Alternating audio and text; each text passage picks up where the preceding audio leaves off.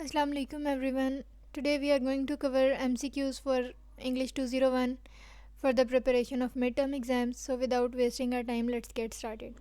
सबसे पहले आपके पास MCQ है dash stems from a sincere you attitude. It is not merely politeness with mechanical insertion of please and thank you, but applying socially accepted manners is also a form of it. अच्छा, अब आपकी book में 7 C's हैं effective communication के, तो इसमें एक है कर्टेसी. अब कर्टेसी में क्या होता है कि अगर फॉर एग्जांपल अगर हम किसी से मिल रहे हैं तो आपने सबसे पहले अस्सलाम वालेकुम कहना है. उसके अलावा लाइक प्लीज़, थैंक यू या इस तरह का कोई भी सिंसियर यू एटीट्यूड जो है दैट काउंट्स इन कर्टेसी. तो इसकी जो करेक्ट ऑप्शन है वो आपके पास है कर्टेसी के लाइक मैनरिज्म इस को कहते हैं कि विद गुड मैनर्स. तो ये आपके पास कर्टेसी है. ठीक है. उसके बाद नेक्स्ट है आपके पास choose the correct option. Letters of dash are typically related to employment, admissions to institutions of higher education और स्कॉलरशिप एलिजिबिलिटी. अच्छा, अब लेटर्स ऑफ रिकमेंडेशन, वैसे इसका आंसर है अब लेटर सी के है ये कैसे आंसर. अब बेसिकली लेटर्स ऑफ रिकमेंडेशन क्या होता है कि कोई भी जो इंसान लेटर ऑफ रिकमेंडेशन लिख रहा है ना, वो रिकमेंड कर रहा होता है किसी पर्सन को किसी जॉब या एडमिशन के लिए. ठीक है. तो लेटर ऑफ रिकमेंडेशन जो इंसान लिख रहा होता है वो उसमें ये बताता है कि जो भी पर्सन है वो किस लिए एलिजिबल है, लाइक उसको जॉब पे क्यों हायर किया जाना चाहिए या उसको एडमिशन क्यों मिलना चाहिए, उसको स्कॉलरशिप क्यों मिलना चाहिए. उसमें वो उसकी एबिलिटीज़, उसकी अचीवमेंट्स वगैरह वो सारी जो है वो बताते हैं. ठीक है. तो लेटर ऑफ रिकमेंडेशन ये है और इसका करेक्ट ऑप्शन जो है वो सी है आपके पास. अच्छा, अब नेक्स्ट है which of the following is not a part of indirect plan for bad news messages. अब सबसे पहली बात तो बैड न्यूज़ मैसेज होते कौन से हैं? ऐसे मैसेज जो आपने कोई बैड न्यूज़ डिलीवर करने के लिए लिखने हो या किसी और ने लिखने हैं बैड न्यूज़ बताने के लिए, तो that is a bad news message. ठीक है. अब वो बैड न्यूज़ क्या हो सकती है, लाइक आपको कोई जॉब नहीं मिली तो उसके लिए लाइक एम्प्लॉयर ने जो है वो इन्फॉर्म करना है, या अगर कोई स्कॉलरशिप एप्लीकेशन रिजेक्ट हो गई है या इस तरह से. ठीक है. दूसरी बात ये कि इसमें इनडायरेक्ट प्लान यूज़ करते हैं. इनडायरेक्ट प्लान क्या कि जैसे ही आप बैड न्यूज़ मैसेज लिखने बैठें तो आपने पहली लाइन में नहीं कह देना कि यू हैव बीन रिजेक्टेड. तो ये एक नेगेटिव टोन है. ठीक है. तो बैड न्यूज़ मैसेज में इनडायरेक्ट प्लान यूज़ करते हैं. अच्छा, अब क्वेश्चन हमारे पास क्या है कि which of the following is not a part of indirect plan. अब इनडायरेक्ट प्लान का कौन सा पार्ट नहीं है इनमें से? A buffer, a clear statement of bad news, a clear diplomatic statement of negative decision, a helpful, friendly and positive close.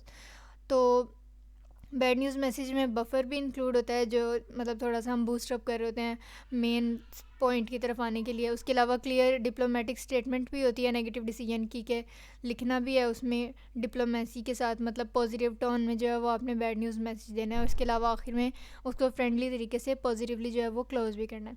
तो कौन सा ऑप्शन आपके पास रह गया? Beta, clear statement of bad news. तो क्या करना है कि जब बैड न्यूज़ मैसेज हम इनडायरेक्ट वे में लिख रहे हैं तो आपने क्लियरली जो है वो स्टेटमेंट नहीं राइट कर देनी बैड न्यूज़ की. तो that is not a part of indirect plan for bad news message. अब नेक्स्ट है आपके पास message senders need to assess their message from the eyes of dash to be sure that they have included all the relevant information. अब अगर कोई sender है, उसने message send करना है, तो वो मतलब रीडर के या रिसीवर के पॉइंट ऑफ व्यू से देखेगा कि जो रिसीवर को, जो रीडर को इन्फॉर्मेशन चाहिए क्या वो उसको सारी मिल गई है या नहीं मिली है, उसमें कुछ कमी अभी रह गई है. तो राइटर के पॉइंट ऑफ व्यू से तो नहीं देखना, क्योंकि जो सेंडर है वो खुद आमतौर पे राइट कर रहा होता है. ठीक है. इसी तरह एडमिनिस्ट्रेटर्स भी नहीं, एम्प्लॉयर्स भी नहीं, receiver is the right option. कि जो सेंडर है वो रिसीवर के पॉइंट ऑफ व्यू से देखेगा कि रिसीवर को जो इन्फॉर्मेशन चाहिए वो मिल गई है, उसे इस मैसेज के थ्रू मिल जाएगी या नहीं मिलेगी. ठीक है. अच्छा, अब नेक्स्ट है better organised message has dash chances of understanding on part of audience. तो डेफिनेटली अगर कोई मैसेज वेल ऑर्गेनाइज्ड है, बेटर ऑर्गेनाइज्ड है, तो उसके इंक्रीज चांसेस हैं अंडरस्टैंडिंग के. तो लो, फ्यूअर, मीडियम, ये सारी ऑप्शंस जो हैं वो कैंसिल आउट हो जाएंगी and beta is the right option.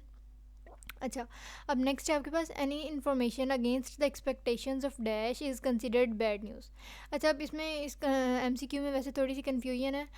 Like audience भी इसका बन सकता है कि कोई भी ऐसी इन्फॉर्मेशन जो किसकी एक्सपेक्टेशंस के अगेंस्ट हो, राइटर की एक्सपेक्टेशंस के अगेंस्ट, ऑडियंस की, कम्युनिकेटर की, ऑल ऑफ अबव. यहाँ पे ऑल ऑफ अबव लगाया, but according to my point of view इसका ऑडियंस जो है वो करेक्ट ऑप्शन है. तो हैंडआउट्स में एग्जैक्ट इसकी कोई स्टेटमेंट नहीं है, आप लोग इसको अपने हिसाब से देख लीजिएगा जो आपको ठीक लगे. अच्छा, अब नेक्स्ट है the subject of a business report is report dash it's format and vocabulary. अब जो बिजनेस रिपोर्ट होती है उसका मेन पार्ट ही सब्जेक्ट होता है, लाइक उसमें जो मेन हमने पूरी रिपोर्ट में डिस्कस करना होता है उसका मेन पॉइंट जो है वो मेन आइडिया उसमें लिखना होता है सब्जेक्ट में. तो it affects it's format and vocabulary, it does not affect, जाहिर सी बात है अफेक्ट करता है तो डज़ नॉट अफेक्ट इसमें आना नहीं है. सपोर्ट्स या डज़ नॉट सपोर्ट, तो इसमें एग्जैक्ट वर्डिंग अगर पे हम जाएँ तो alpha is the right option, that is affects. अच्छा, अब नेक्स्ट है concreteness does not make use of denotative words instead of connotative words. अब डिनोटेटिव और कनोटेटिव वर्ड्स होते क्या हैं? डिनोटेटिव वर्ड्स होते हैं लाइक कोई क्लियर डायरेक्ट मीनिंग, ठीक है, और कनोटेटिव वर्ड जो है वो बहुत एम्बिगुअस या मतलब अनक्लियर जो हैं वो वर्ड्स होते हैं। लाइक अगर मैं कहूँ कोबरा, अब कोबरा का अगर आपको कोई कहे कि डिनोटेटिव वर्ड बताएं तो मैं यू विल से कि स्नेक। क्यों? क्योंकि cobra is a species of snake, is a name of snake, तो वो इसका डेनोटेटिव क्लियर मीनिंग है। लेकिन अगर आप कहें कि रेप्टाइल या इस तरह से any living organism with vertebrae and all that, तो वो अगर हम उसको इनडायरेक्टली बताएंगे तो वो कनोटेटिव वर्ड है, वर्ड्स या उसके मीनिंग्स हैं। और डायरेक्ट अगर हम मीनिंग या कुछ भी बता रहे हैं तो दैट इज़ डिनोटेटिव। तो कंक्रीटनेस अब अगेन 7 C's ऑफ कम्युनिकेशन का एक पार्ट है, और इसमें डिनोटेटिव वर्ड्स को यूज़ करते हैं हम। अगर अपनी लैंग्वेज में, अपने स्पोकन में जितना क्लियर और डायरेक्ट मीनिंग यूज़ करेंगे तो हमारा स्पोकन, हमारे स्टेटमेंट्स, हमारे सेंटेंसेस उतने ही कंक्रीट होंगे। तो इसका यहाँ पे डज नॉट है, हालांकि यहाँ पे ये होना चाहिए था कि concreteness makes use of denotative words, ठीक है, तो यहाँ पे फॉल्स हो गया आपके पास। ओके, नेक्स्ट है इसमें अब क्या चेंज करना है? There have been a lot of rain in the lower mainland in the last 24 hours.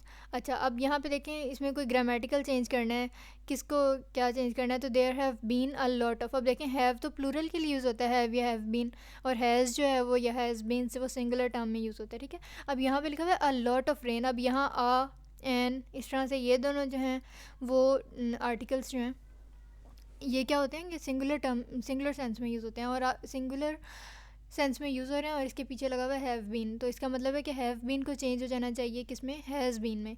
तो delta is the right option, change have been to has been, right. Okay, उसके बाद अब नेक्स्ट है आपके पास in the body of a business letter what goes between each paragraph. अच्छा, अब यहाँ पे दो बातें।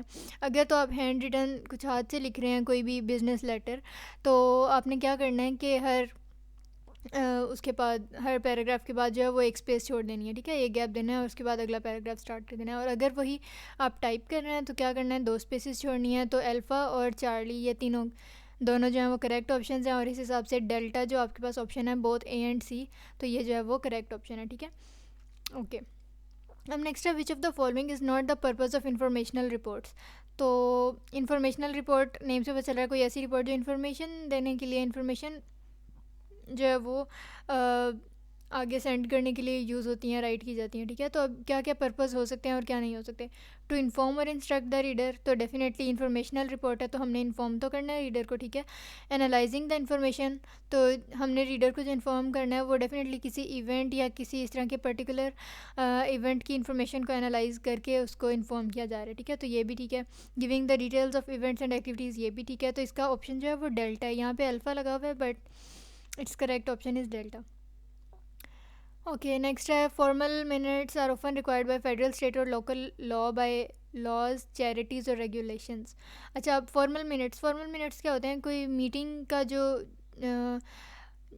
जो इसका एग्जैक्ट उसकी समरी होती है, और फॉर्मल मिनट्स एक इस तरह का डॉक्यूमेंट होता है जिसमें कोई मीटिंग हुई है फॉर एग्जांपल, ठीक है, किसी ऑफिस में, तो उस फॉर्मल मिनट्स ऑफ मीटिंग में ये बताया जाएगा कि ये मीटिंग में डिस्कस हुआ, इतना टाइम लगा, और ये पूरे सब मतलब पार्टिसिपेंट्स का फीडबैक था, ठीक है। तो ये जो है वो सबको चाहिए होते हैं, चाहे वो कोई लोकल फर्म है या कोई फेडरल एजेंसी है, कोई स्टेट एजेंसी है, कोई, ये सब जो है इन सबको फॉर्मल मिनट्स चाहिए होते हैं। They are very helpful for information analysis, तो इसका ट्रू ऑप्शन है, ट्रू है इसका correct.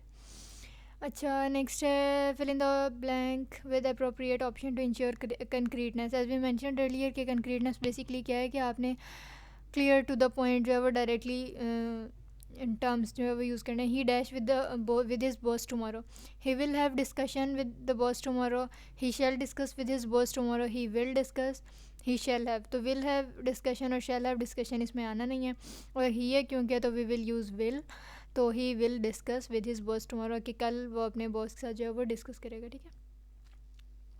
A letter of inquiry ask someone for specific information, तो ट्रू, क्योंकि लेटर ऑफ इंक्वायरी में कुछ स्पेसिफिक इन्फॉर्मेशन लेने के लिए जो लेटर ऑफ इंक्वायरी है वो लिखा जाता है, ठीक है। That was all about today. इसमें फिर भी कोई कन्फ्यूजन रह गई हो या किसी क्वेश्चन का आंसर इसमें मैंने गलत बताया हो तो यू कैन करेक्ट मी, और अगर कोई कन्फ्यूजन हो तो you can drop a comment. Thank you.